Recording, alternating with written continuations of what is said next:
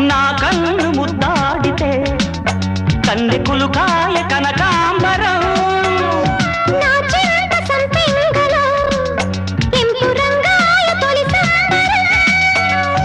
ఎన్ని పొంగులో కుమారి కొంగులు ఎన్ని పొంగులో కుమారి కొంగులు ఉద్యోగమిప్పించవా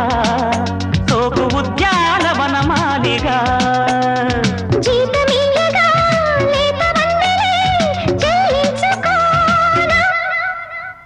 కొత్త కొత్తగా